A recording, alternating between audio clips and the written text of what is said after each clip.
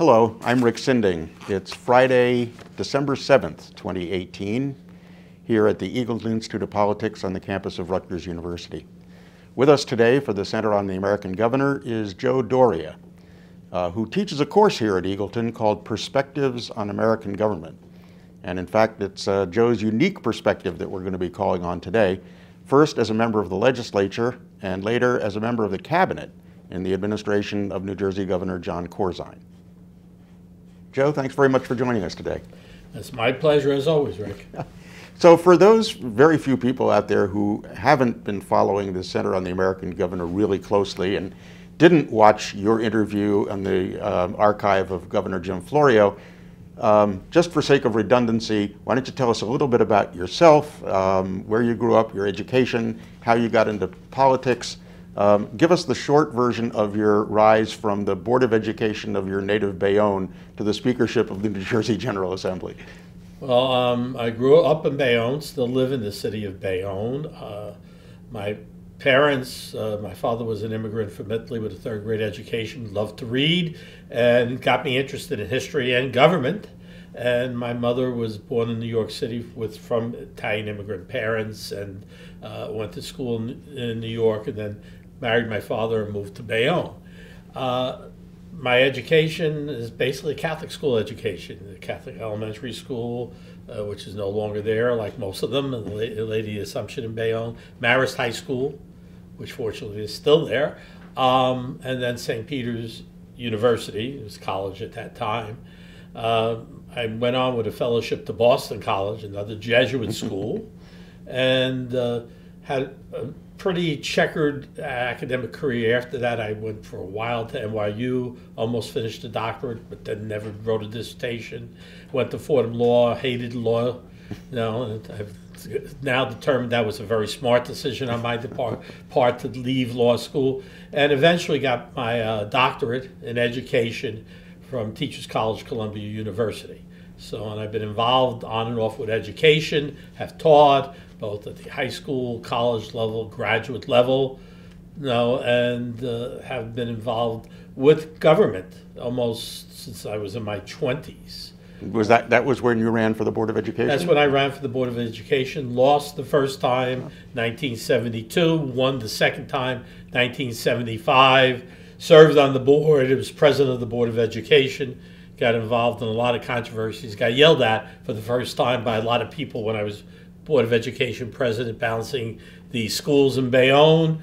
And then got the opportunity to run for the Assembly, and actually ran for the first time in 1979 and won, and stayed in the Assembly for 24 years. Through some easy elections and some difficult ones, especially primaries in Hudson County. And, well, there's never a general election problem in Hudson County, is there, for a Democrat? The 1991 one was a little bit of a problem. Okay, yeah. We'll get to that. When I was Speaker of the General Assembly in 1990 and 91, and then I was the Democratic leader, minority leader for 10 years. So I served in the top leadership position in the Democratic Party in the Assembly for 12 years. And went through many governors, Governor Byrne, Governor Kane, Governor Florio, where I was the Speaker, then Governor Whitman, and then went through, obviously, Senate President, Governor Donnie DeFrancesco, then Jim McGreevey, then Senate President, Governor Dick Cody, and then John Corzine, who we're going to talk about today. And then continued on. So I was around for a lot of governors. Now, there was a brief hiatus there, as I recall. It was a very short hiatus of something like 3 months when I lost an Assembly election. A primary, right? A primary election. I was mayor of Bayonne.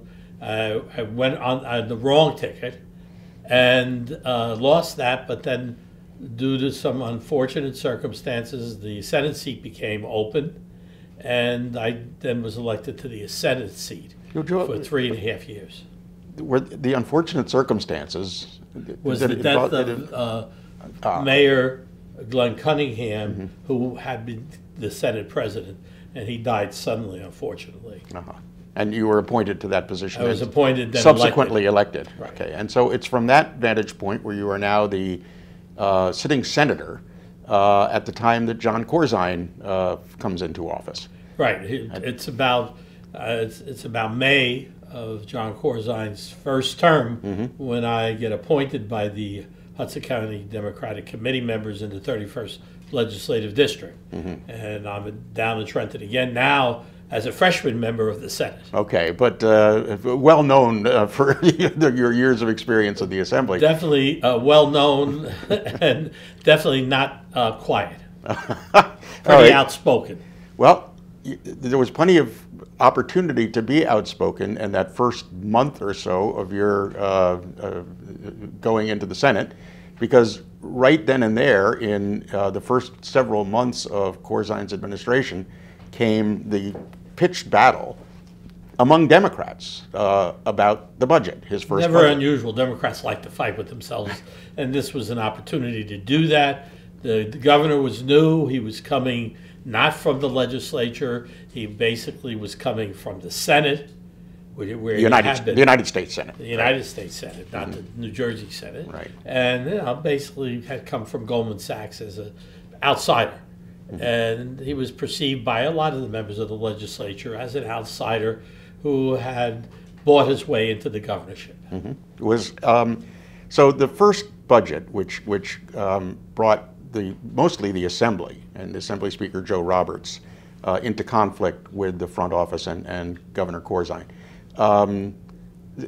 Many people that we've talked to have talked about not only the differences philosophically about which taxes to raise or which parts of the budget to cut, but also a kind of a North versus South split, an insider versus, you've mentioned the insider versus outsider split, but what about the North-South part of this? Was that a significant part of the equation? That was part of it. Now there's that tension that exists between the southern part of the state and the northern part. And the tension is based upon the fact that the South has always felt that they've been ignored, that they haven't gotten a fair share of the state's largesse over the years.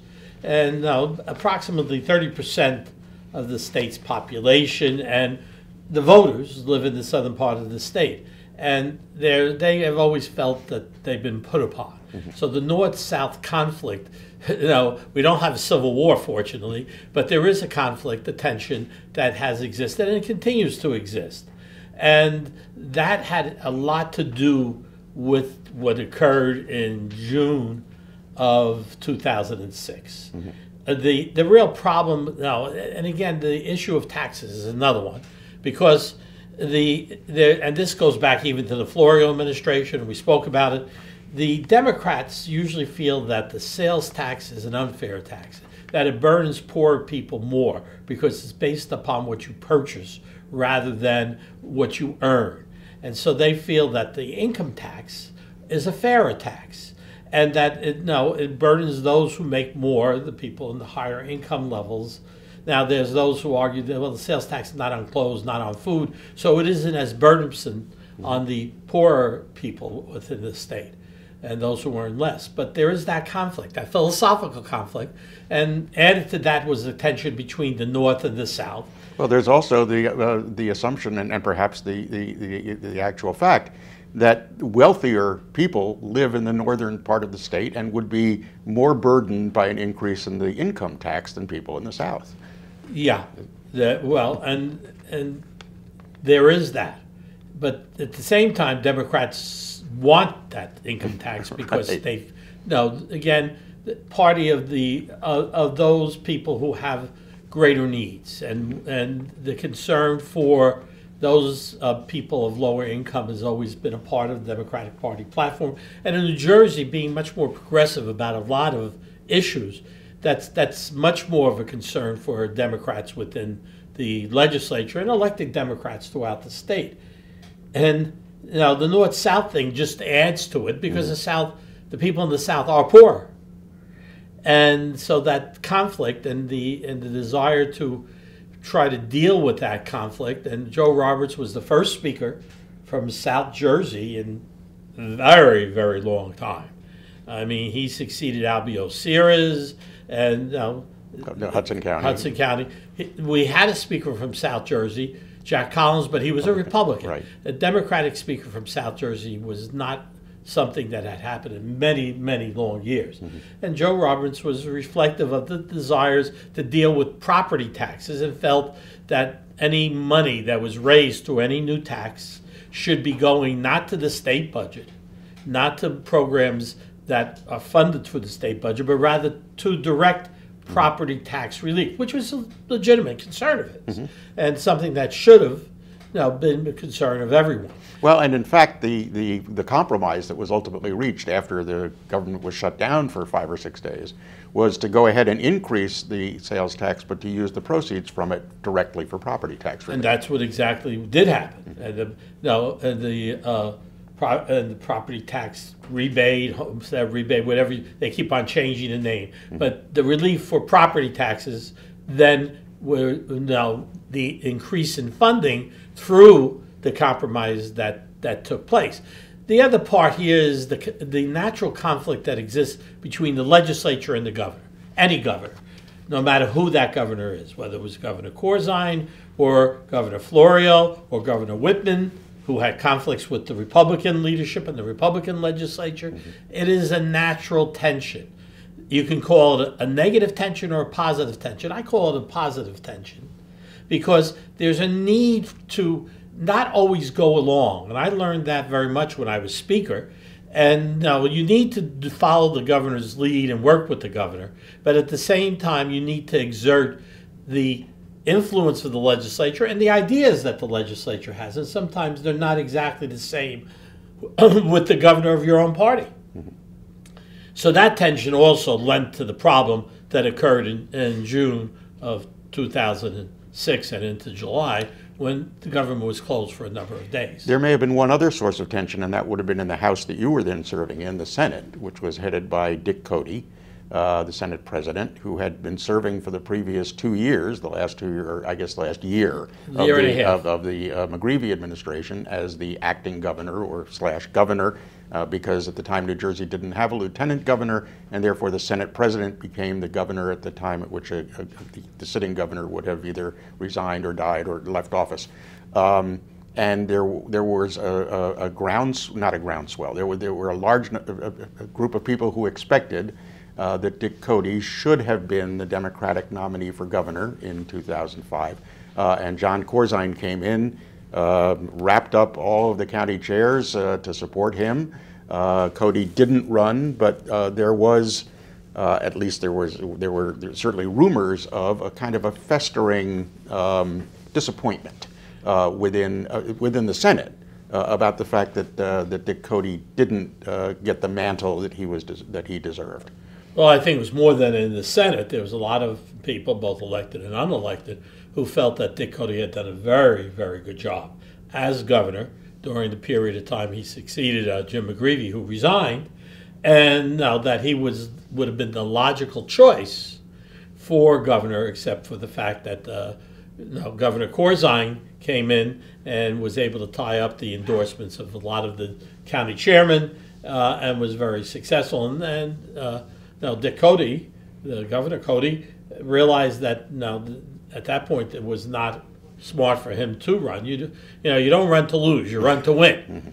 And Dick is a very smart politician as well as a great government leader, and he determined that it was not to his benefit or to the benefit of the Democratic Party, so he stepped aside and did not run. But yet there was a lingering resentment, a lingering disappointment. I'd say both, resentment and disappointment, that he was not going to be the new governor. And so, that definitely had some impact here. Now Dick would not be seen as a big partisan of South Jersey in this type of a fight, but it's just an added. It just was an added source of factor in what was going on. Yes, no question. So those first 6 months or so of the Corzine administration were obviously very, very difficult in terms of his relationship with the legislature.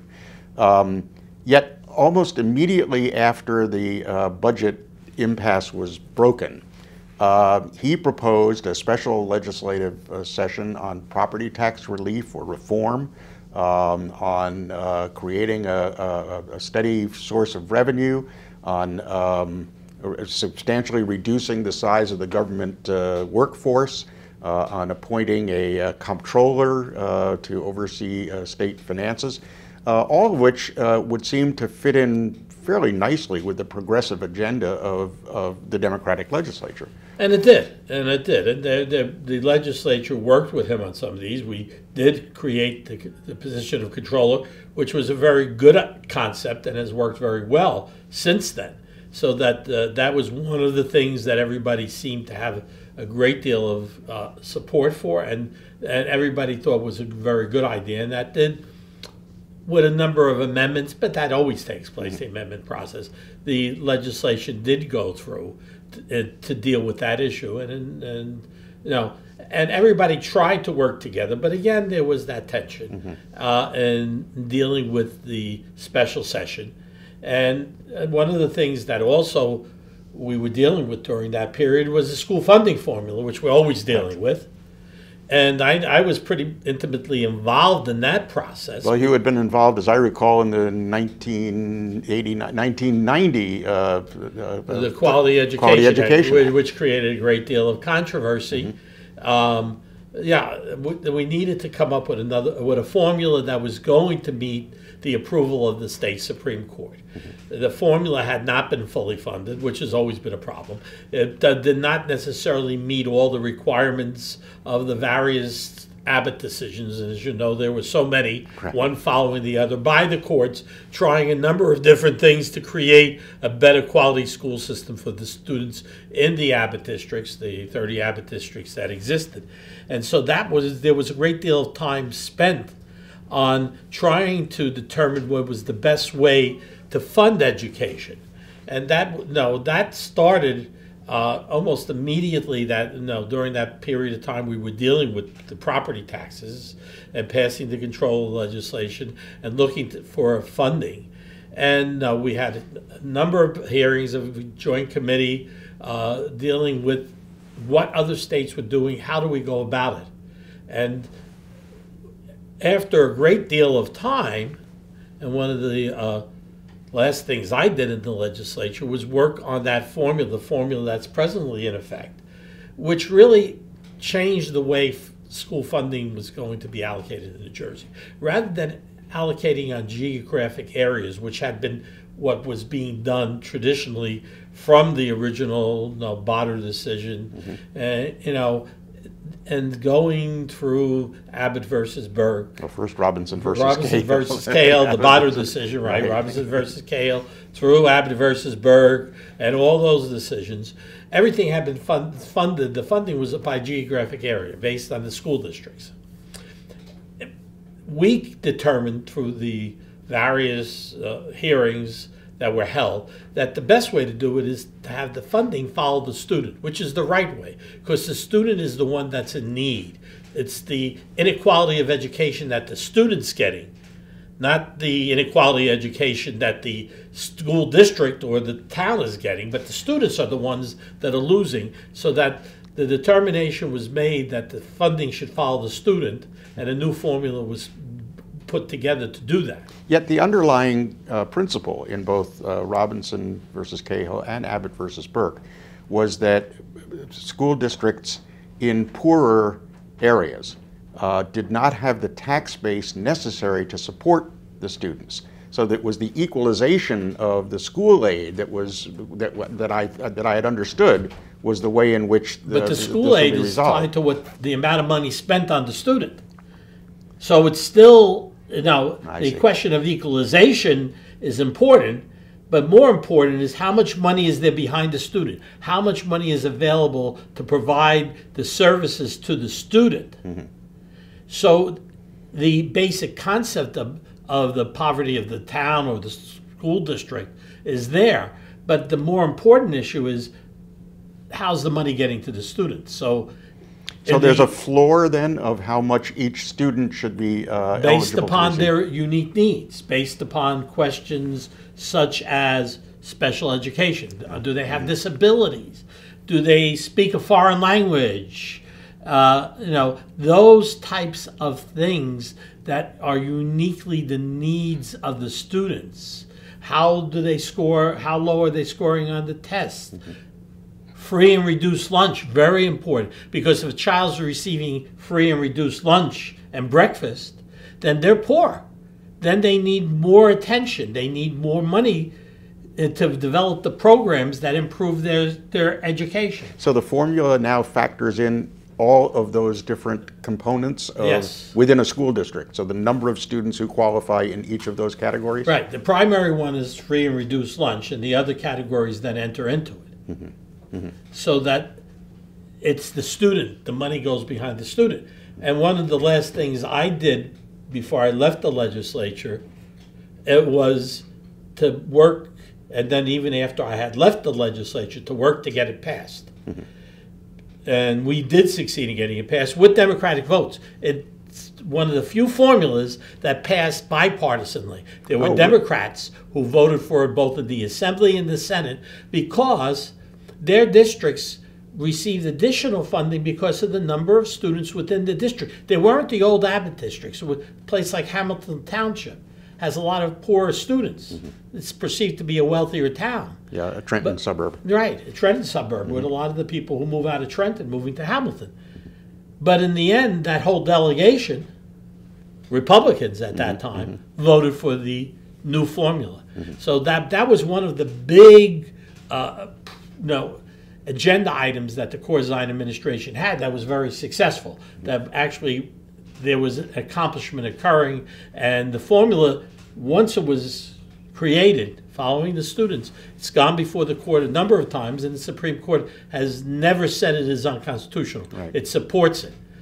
Even, there are people who aren't happy with it because you're going to be unhappy with any formula. But what's happened is a lot of the urban districts are unhappy. Now, we had to hold harmless in there to protect them for a while, but now that's changing too. So that issue was one of the success stories of the Corzine administration. One other issue that the governor tackled, which was not quite as successful, was municipal consolidation.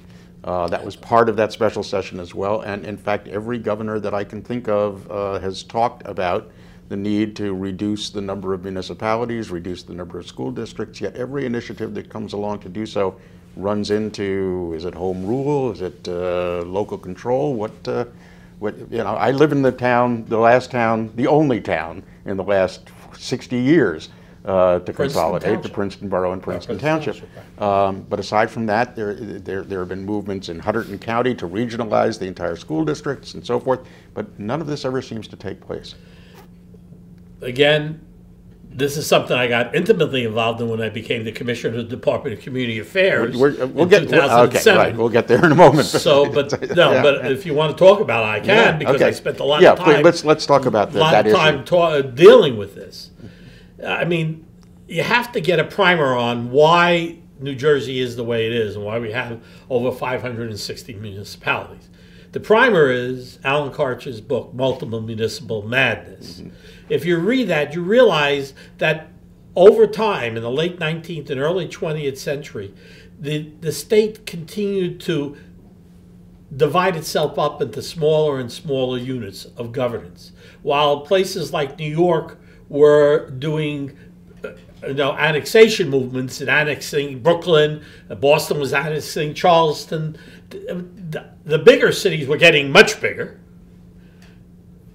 In Jersey, the bigger townships were getting much smaller because of conflicts over location of where the railroad stations were going to be. School aid, who was going to pay for the students? More as public education became more and more common, late 19th, early 20th century, always conflicts over, who was going to pay for education and how much money, and why should we pay for those children when we don't have them? Nothing different than today, except it wasn't on social media and people could go crazy without anybody knowing they were going crazy. Now it's all public.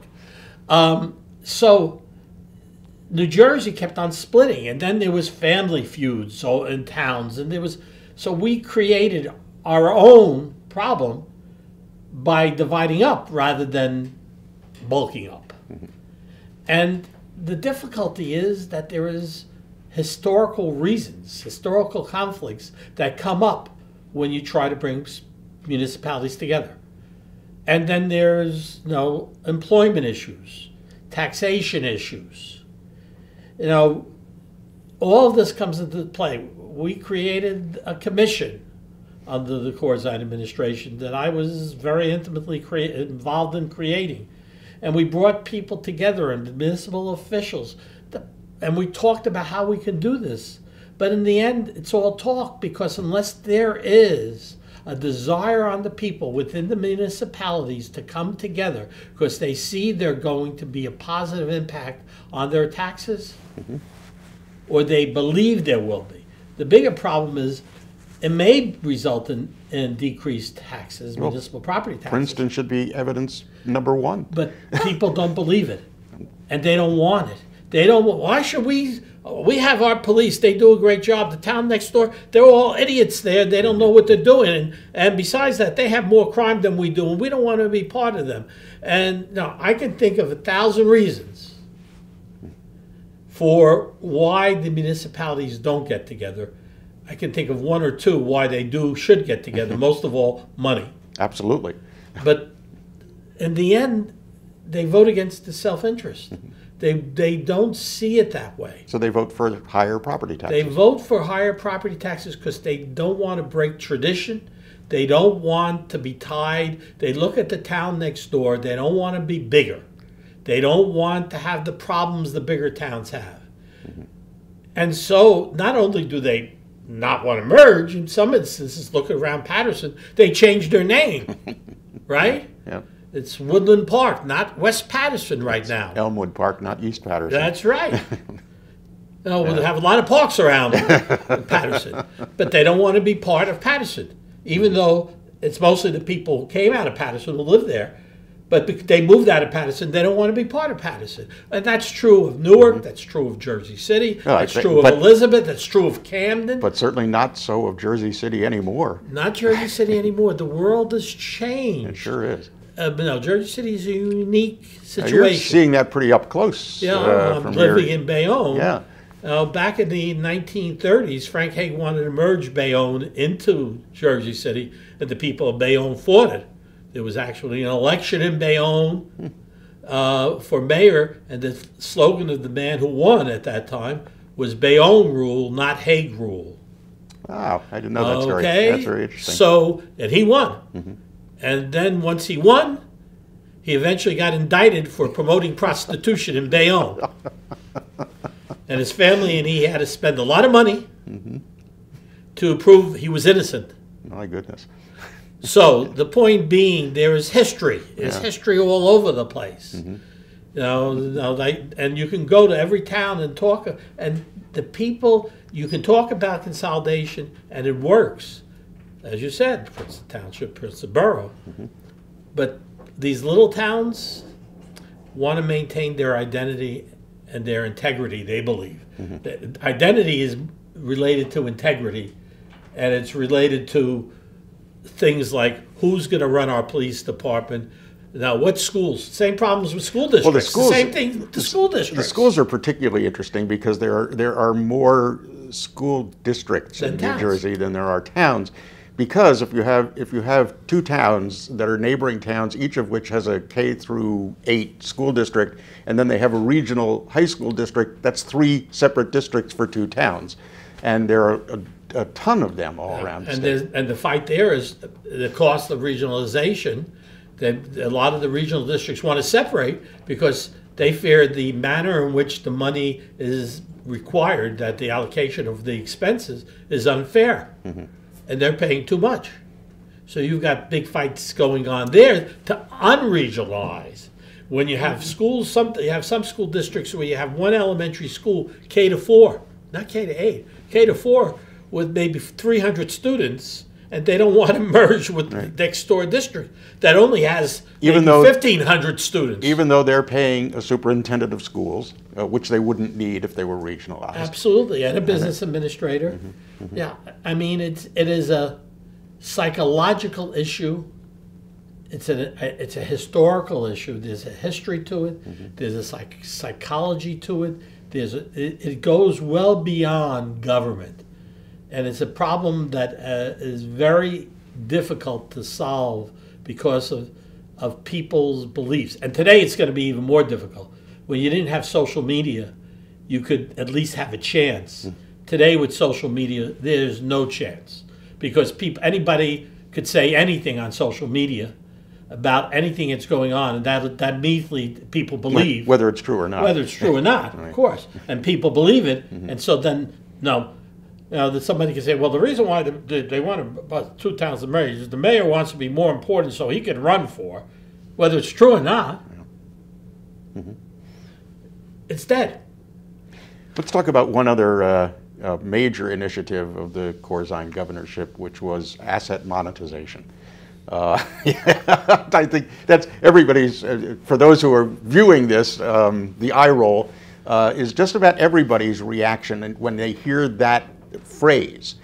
And yet, as Brad Abelow, with whom I had a previous conversation, described it, it seems to be a fairly straightforward idea of taking the assets that are governments, which would, for example, include future toll revenues from a toll road, and dedicate them for some specific purpose in order to reduce taxes or to reduce expenditures or revenues, expenditures coming from another part of the budget. What happened? How was that received in the legislature? Well, we know how it was received in the legislature. It was dead on arrival. But why? I think the concept was a good concept, and I actually thought it was not. I thought it was a good one. It was worth considering. Again, I bridged the time I was in the legislature and then when I became commissioner of the Department of Community Affairs. I think the problem was it was too complicated. It was too difficult to explain to the legislators, never mind the citizens of the state. The problem is a lack of trust. A lack of trust in government, whether it's municipal consolidation or whether it's the monetization. People do not trust, do not believe that in the end, by doing something like this, they will save money. They rather believe that this is just another gimmick to take more money out of my pocket. And the problem here was that it was dealing with tolls, and tolls have been increasing. The Port Authority increases tolls. I remember when it cost $2 to cross the Bayonne Bridge. Now it costs $15. That's because they had to raise it. And you now got to take a roller coaster ride to get across it. It's a case of the lack of trust and the complicated manner in which you have to explain it. It's for somebody who's into finance, like Brad Abelow or John Corzine, it's simple.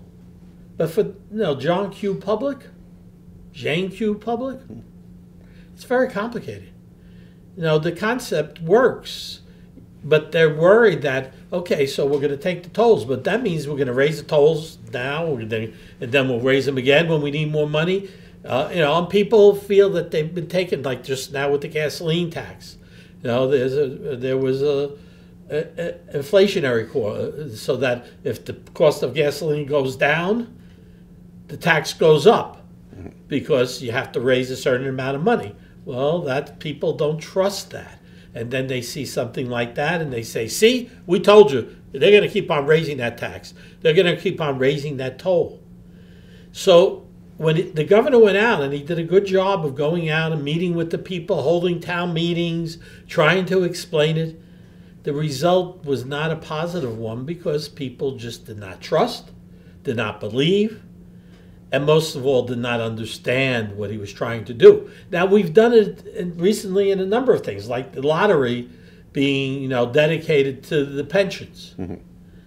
But the lottery was dedicated by Constitution to education. And the people voted for it. Right. But it's different. The lottery is something you do voluntarily. You don't. Right. You're not told you have to pay into this lottery in order for you to cross that road or that bridge. Mm-hmm. It's not something, or to buy that gasoline. It's not something, if you put the gasoline tax on, it would have gone down gloriously. it's not something that people have to do. So the gambling thing, something like that, the lottery, people will support.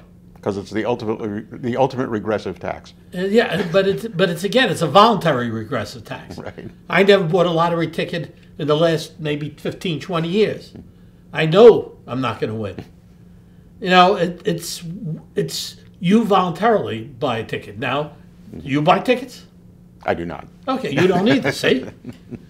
But there are some people who buy 10 or 20 a week. Yeah. They shouldn't. As you say, a lot of people who don't have the resources do it. But again, they're just like they're voluntarily buying cigarettes or they're voluntarily buying liquor. Mm-hmm. So excise taxes, for example, are easier to swallow. Because, yeah, it's a voluntary. No pun intended. To they're swallow not happy about it. The smokers are unhappy, right. But the majority of people aren't smoking. Mm-hmm. The drinkers aren't happy, but again, they're doing it if they want to do it. Mm-hmm. But paying a toll, going on the roads, you have to some point go on the roads. Even though the majority of people who are paying tolls coming through New Jersey are out-of-staters? And yeah, that's the real kicker. But again... The gas tax as well. But again, people don't believe it. A lack of trust. A lack of trust in government. That's why we have a president right now that none of us believe should be there. They don't trust the government, and they resent the government because they don't trust it and believe it, and so they're willing to go and vote sometimes against their own best interests or go against something against their own best interests because they don't trust. Don't politicians have a responsibility to educate the public about what their taxes pay for, about why taxes are a necessary part of government, what the relationship is between taxation and the services that they receive? They do, and we try.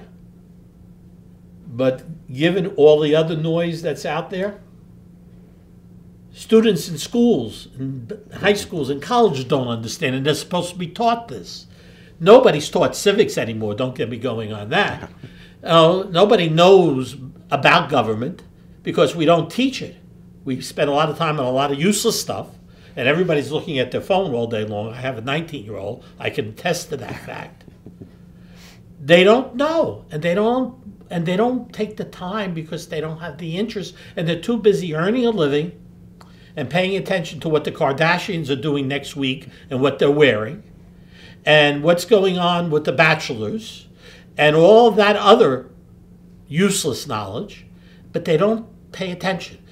How many people read the newspapers? Well, that reading has gone down. They may see something on a social media site, but they probably click off the story. They see a headline, and the headline usually is totally misleading, and they don't read the story. So yes, we have an obligation to educate. We try to educate, but again, you can't force people to learn. You can only lead the horse to water. You can't make them drink it. And that's the problem. You're absolutely right. Corzine tried to educate. He had all those public meetings. But every one of them turned into shouting matches. Because there are people who pay attention, but those are usually the naysayers. The people who have no trust, who don't believe. They're the loudest. And so everybody else listens. And so you find yourself in the situation that he found himself over the monetization of the toll roads. Now I'll use your metaphor of leading the horse to water, and in this case, making him drink it. John Corzine led you to water in the form of a cabinet post as the commissioner of the Department of Community Affairs, and after spending, 27 years on the legislative side of government, all of a sudden, you say yes and move over to the administrative, the executive branch. Why did you do it? Well, I felt I had been in the legislature a long time, and I did believe that, I had accomplished a great deal, and I felt this was a new challenge, and I had an opportunity. He actually gave me a choice. He gave me a choice to either be the commissioner of the Department of Community Affairs or the commissioner of Education. I would have thought you'd take education. I would have thought that too, and sometimes I regret that I didn't. The reason I didn't do education, because number one, I have been so involved in education, and I felt that this was a new challenge. I felt there was a lot of things I could do in DCA. Education, I had been involved putting the formula together. I felt we had gotten a good formula, and I helped to get the votes that were necessary, the Republican votes. My job was to get the Republican votes on the school formula, and I did, both in the Assembly and the Senate. Because of my relationship with the Republicans. I had a good relationship with both Republicans and Democrats. But no, a lot of the Republicans I was able to talk to, that some of the other Democrats were not. And I just felt there was a commissioner there sitting, and I didn't feel like I should try and put myself in that position. And I thought I had done a lot in education. I wanted to see if I could meet the challenges, and I thought there was a lot of new challenges including municipal consolidation, which I thought I might be able to do something about. But mostly affordable housing. But we'll get to that in a minute. We'll get to the affordable housing thing also, which I was very supportive of and felt we should do. Mm-hmm. So there was a number of challenges there that I felt that I could meet. Mm-hmm. And so I selected and I took Department of Community Affairs. I've heard two descriptions of the Department of Community Affairs. One was it's the one-stop shop for mayors.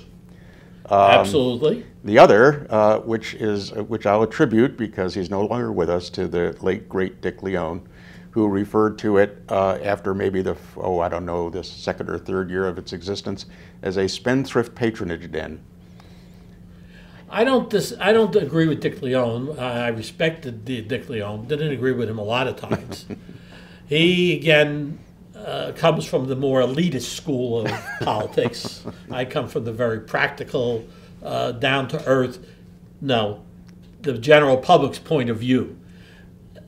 DCA, number one, deals with a lot of issues that are important to people, whether it be inspecting the rides at amusement parks for safety reasons, whether it be code enforcement and fire regulation enforcement, which is again important to people's health and well-being, where they live, how they live, whether it lead and the abatement of lead and the issues of lead poisoning, especially for children. And there's a lot of different elements to the department that some people might see as patronage. But if you look at it from the point of view of people who have needs, it deals with a lot of needs. It helps support the old poverty programs where you have... Well, that was its origin. Right. That's where it begins. And so it's still out there helping people get food stamps.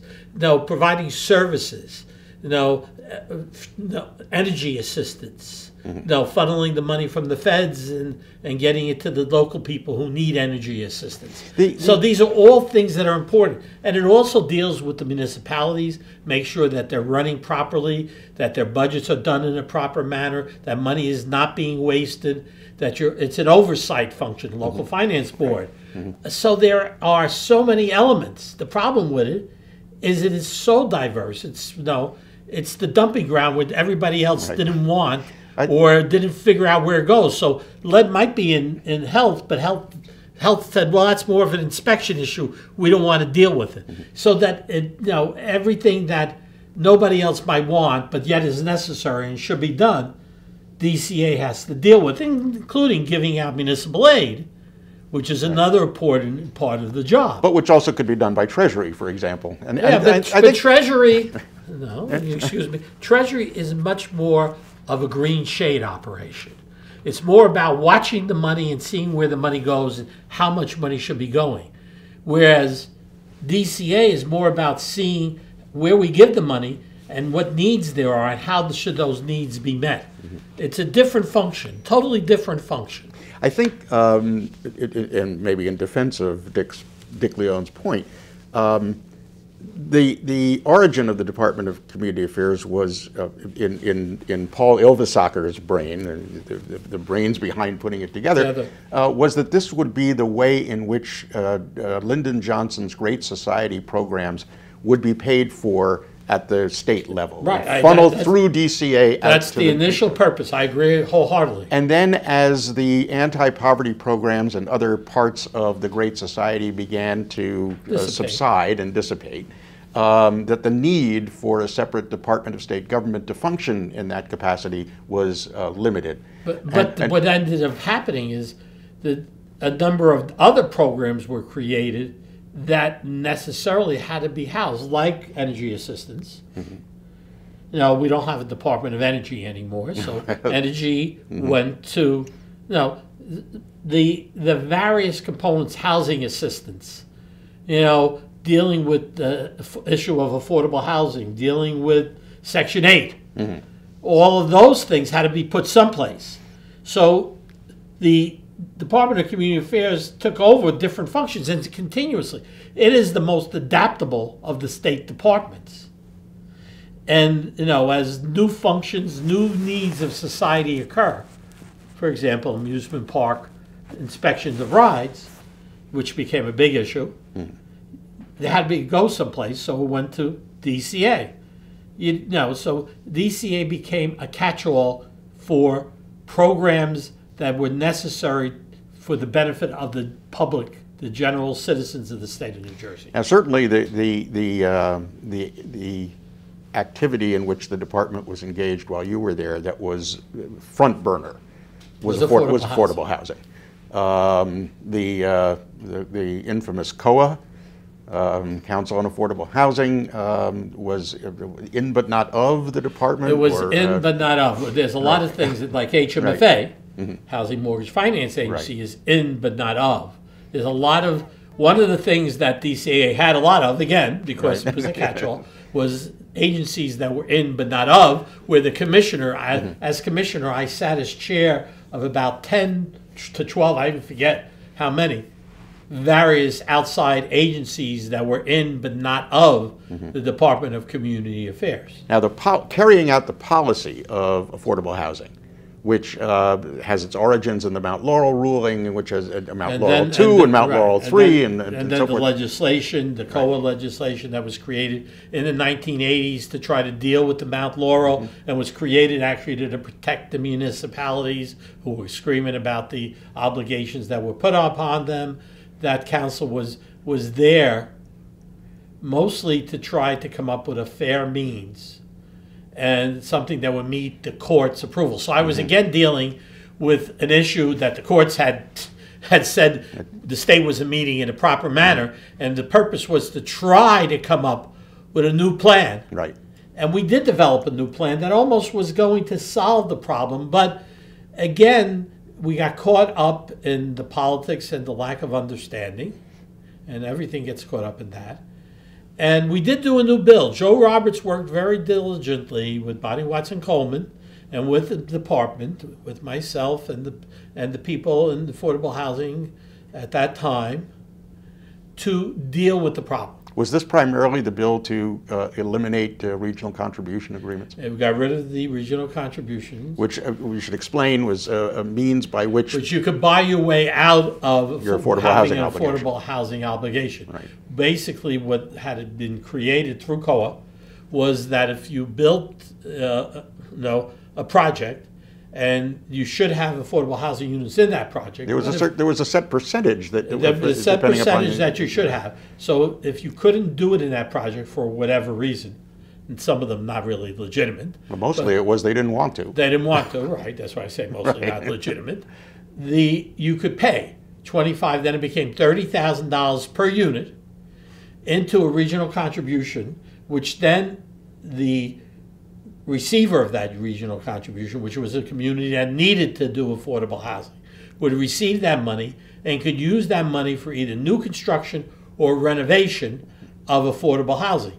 It was a way to get around everybody's affordable housing obligation. And so that piece of legislation was created. It did a lot of other things. Critics would say it was a means of preventing desegregation. Right. Well, no question has. It's more poor people. Honestly, I mean, it's not just minorities by definition, but it's also poor people, because most of the people who need affordable housing are not necessarily minorities. A lot of them are covered by things like Section 8. Okay. But there's a lot of people, and when you talk about affordable housing, we're not talking about people making 25, 30,000. But this is another lack of education and lack of understanding. In a place like Bergen County, it covers people up to almost $70,000 for a family of four. That's not being poor, that's being just house poor. Because the federal government says, and New Jersey believes, that you should not have to spend more than 30% of your gross income, not even your net income, 30% of your gross income on housing. So that people making $70,000 for a family of four up in Bergen County, just about there, are considered to need affordable housing because they're spending more than 30% of their gross income. So affordable housing isn't for the very poor. It isn't for all those minorities that everybody thinks. It's for people who are just working normal jobs and they don't necessarily have two incomes. And even if they do, they're working two incomes just to barely make it to feed their family and pay for the rents. And as the rents keep on going up, which they do, it becomes impossible to be able to pay that 30%. That 30% goes up to 40%. Some people are paying 45, 50% just to live, never mind to take care of other needs you have. So besides the regional contribution agreement, what other reforms were included in the package that was put together? The reforms were to try to begin to set up the methodologies so that every town would have an obligation based upon the growth and their area. The anti-affordable housing people were basically saying that New Jersey is already overbuilt, that there's no place to build anymore. So they were busy saying, well, we need more parks, we need more open space. And so this was trying to come up with a means by which we could determine where the needs were and how the needs should be met. Now that's the connection between affordable housing and the state plan. And the state plan was also under DCA. Right. And the state plan was another very controversial, very difficult issue because there were people who believed in the state plan. To be honest, before I became DCA commissioner, I wasn't a big fan of the state plan. Because I believed, again, and you'll excuse me, that most consultants don't know their ass from their elbow, which, by the way, they don't. And, they all have their own view of what should or should be done. I always will tell this story because it's not directly related, but it's just proof positive they don't know what they're talking about. When we were going to build the light rail in Hudson County and the original plan was created, Bayonne was not included because the consultant said nobody from Bayonne would ever ride the light rail. And that's some big consultants like Parsons and a few others. Okay? And I kept on saying, no, you'll get a significant amount. Well, I had to fight, get the governor involved, threatened not to even get the light rail moving. And Jim Florio did that. And we got Bayonne included. For the first few years of the light rail in Hudson County, the highest percentage, and actually for a while, the majority of the riders came out of Bayonne. So that tells you how useful consultants are. It's the only way out of Bayonne. Right. Unless you want to go to Staten Island. Right. So, but that tells you how good the consultants were. Right. Okay, so that's my opinion of consultants, generally. Now, I've been a consultant in my time, and I have to say, I know what I'm doing, but you don't know everything. And so you got to listen. But the problem there was with the state plan, and I worked very hard, and Mayor McKenna was the head, and he was exceptionally good at it, did a great job. The difficulty was trying to get the towns to cross-accept. And a number of towns had started to cross-accept. And we were working with them. And then everything got blown up afterwards. Yeah. But the concept is a good concept. I've come to believe that. I should point out that the origin of the state plan was the Mount Laurel decision. I know that. The court saying that towns in growth areas needed to accept their fair share of affordable housing, and somebody had to define what are the growth areas, and that was the origin of the State Planning Commission. But unfortunately, it got waylaid in the process, got misunderstood, even by the legislators. Well, I guess it's in the same way that you describe what happened to the tolls, or to the asset monetization, because everybody focused in on the tolls. With the state plan, everybody focused in on the big map. the map that indicated where growth would or would not occur, and that was the where end they of got that. lost. Yeah. Exactly. Yeah. They got lost in the big map. And again, it was a lack of understanding, a lack of education, a lack of trust, and I keep on coming back to trust, that really doomed the state plan. And we tried to get it moving, and we actually had some cross acceptances. We were getting towns to come and say, yeah, we agree, and willing to, but then it all died after the end of the Corzine administration. Well, I think except to the extent that there are a number of municipalities that have recognized the benefits of having some kind of a planning mechanism that says we need open space, we need to direct growth to particular parts of the town, so that even if the state plan itself is dead, that some of the policies The concepts of and it policies have that were been good, adopted. right. Yeah, and as I say, then some of the towns were already getting involved in the cross acceptance process. Well, and certainly the move to have state assistance for development around train stations, the transit hub. The transit hub was a great concept, and the use of transit hubs were, and that's great because that decreases the number of cars necessary. Is that also something that was administered at DC? I imagine it was administered at DCA. Well, we had a whole thing, yes. We worked in conjunction with, we had a downtown city program that was tied to. Oh, that's right. Right? That was tied to transit hubs. We worked with Department of Transportation in dealing with that, yes.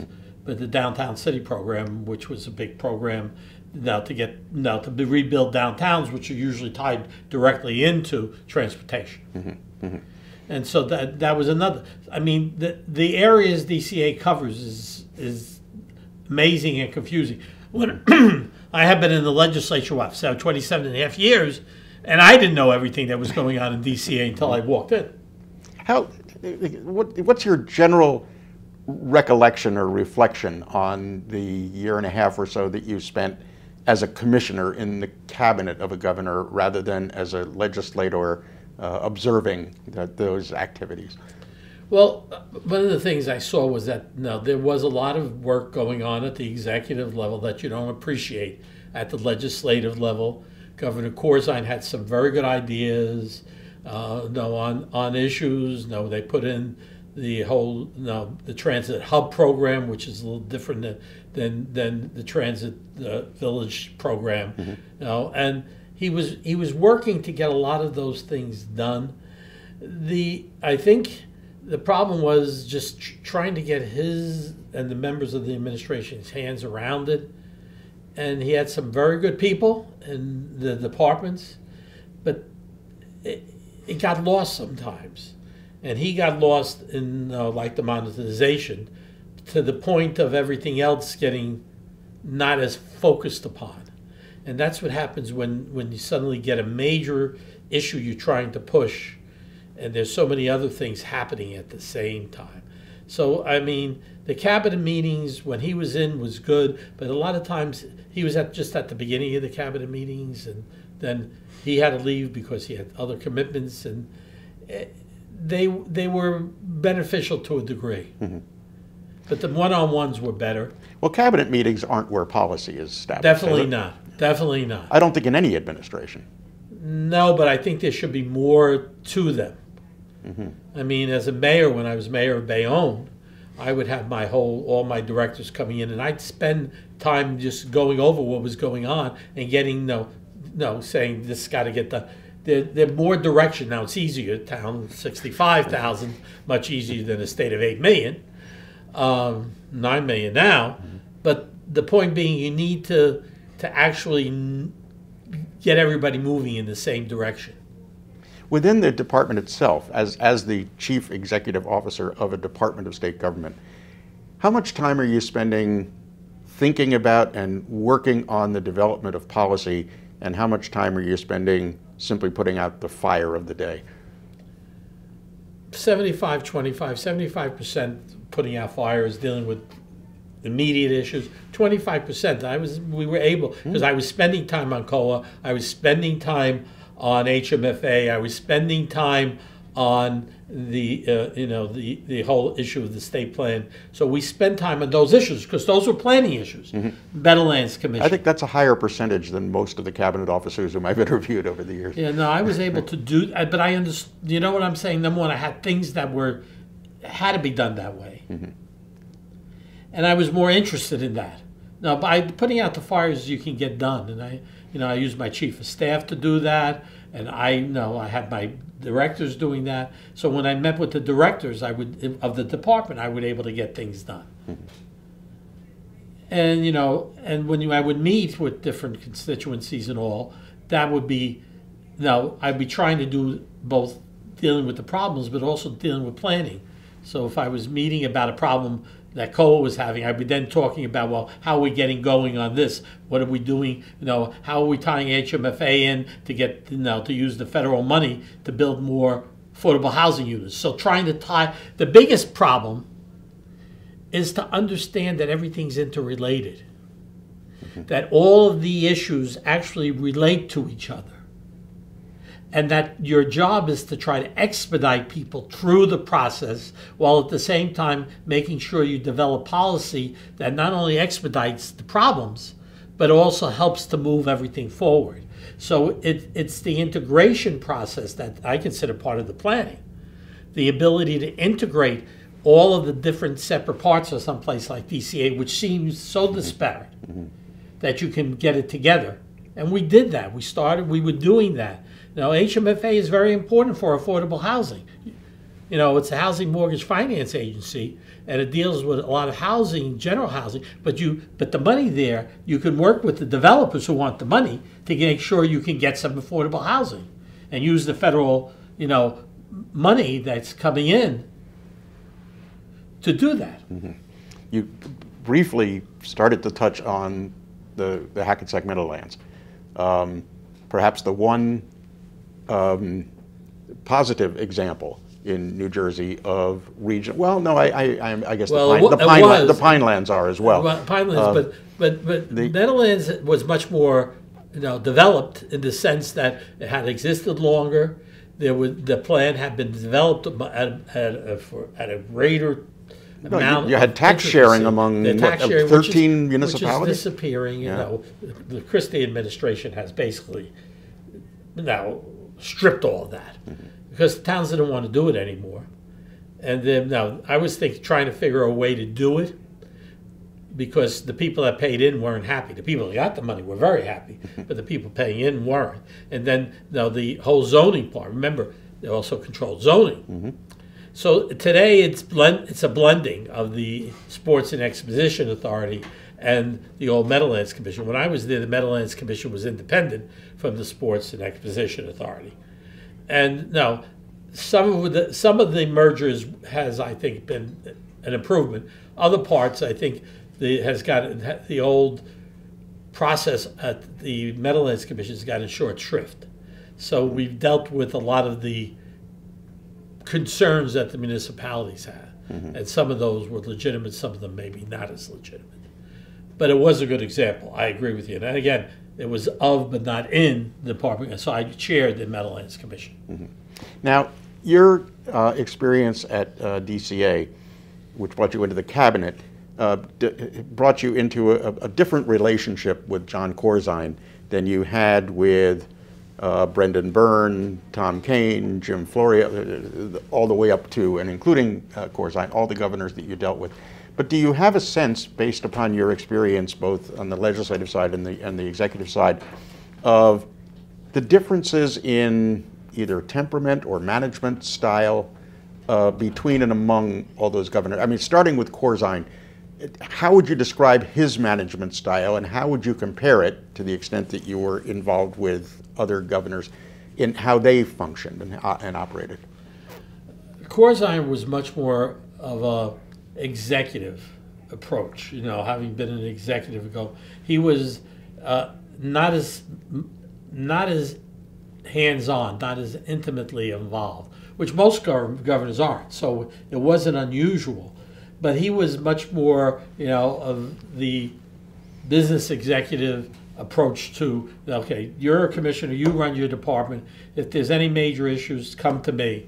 But no, it's your responsibility. And Florio, who I had the most intimate relationship, was much more knowing everything. He had to know everything. He had to be part of everything. He was much more intimately involved, much more knowledgeable about the various issues. Not saying that Corzine wasn't, but he was at a really much higher level, in the sense, not higher necessarily meaning better, just that it took a while for the issues to gravitate up to him, whereas Jim Florio was on top of everything. Christy Whitman was somewhere in between. And I had a lot of time spending working with her. How about with Kane? Kane, I guess Kane was like Florio. He was into everything. He knew more about everything than when you walked in. He knew everything. Now, is this because they both had experience in the state legislature? I think so. I think so. I think that helped them. They already knew a lot of the issues. They knew a lot of the concerns in New Jersey. And probably a lot of the people and who worked they knew in the people too. Yeah. So they didn't have to learn all of that. So I think, yeah. And Byrne, when I came in the last 2 years, he was the last 2 years. So it was hard to... And you were a freshman. I was a freshman, and I didn't have the kind of access to him Right. that I had to Tom Kane, who gave me a great deal of access. And I did a lot of things with him on education especially. Sure. And with Jim Florio, of course, being the speaker, and then with Christy Whitman being the minority leader. I spent all that time with her as minority leader, and then knowing everybody better, I obviously had better relationships with that. And then there was this sort of a period of turmoil when Whitman left, DeFrancesco takes over as an acting governor, then McGreevey comes in, and then Cody takes over as acting governor. There was a significant amount of disruption during that period. Well, yeah, there was a lot of disruption, but both DeFrancesco and Cody had so much experience and were so knowledgeable that they were able to deal with problems and get them solved and deal with the legislators much more effectively. Being Senate President and governor, you can get much more done. That's for sure. Than just being governor. One of the reasons why we now have a lieutenant governor. One of the bad reasons we shouldn't have a lieutenant governor. Really? It's much better. The first person I've talked to who believed that. I believe it. I'm a legislator, tried and true. I believe that there was no harm in that. We've created a job that's not necessary. Luckily, we gave them something to do. And so they're in a cabinet position. And actually, Sheila knows this process really Sheila well, Oliver, having been a speaker. Sheila Oliver, and very knowledgeable, very competent. Running DCA makes sense. Being Secretary of State, that was not as logical. Putting somebody like Sheila with her experience and background in DCA was a very smart move. And having a potential successor come from the executive branch does make sense from a policy standpoint, does it not? I mean, isn't there an inherent conflict between having the leader of the legislature and the leader of the executive branch be the same person? Except you get more done. Understood. So there's definitely a conflict, but the question is, do you concern more with the conflict, or what's the conflicts to the benefit of the people because you get stuff done? It's not to the detriment of the people. We could debate this, Joe. If you get things done and you're pushing through things that are necessary for the benefit of the citizens of the state, it's not a harmful thing. That's true. If that's what you do. Well, but that doesn't mean that somebody coming from the legislature has any ill will or ill intentions versus a governor who's coming in cold. Or intentions that were more selfish than altruistic. Well, I don't know if I would in any way say that they would be more selfish. Well, I'm not speaking I'm not speaking about the people who held that position. I'm speaking of potentially people who might hold that position. Yeah, I mean, I have more faith in human nature. Boy. I trust. I do trust. I do trust. Okay. You have to trust. That's one of the problems that I'm emphasizing. Boy, you sure have. You have to trust. You can't always be cynical. I mean, it's easy to become cynical in politics, but you have to trust that people do want to do what's right and do want to do the best thing.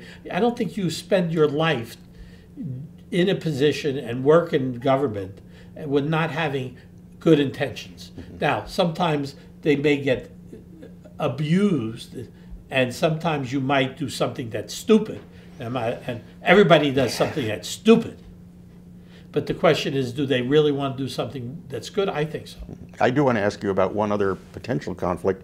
When you were serving in the state senate, you were simultaneously the mayor of Bayonne. Which I think is, again, nothing wrong with. But there is now.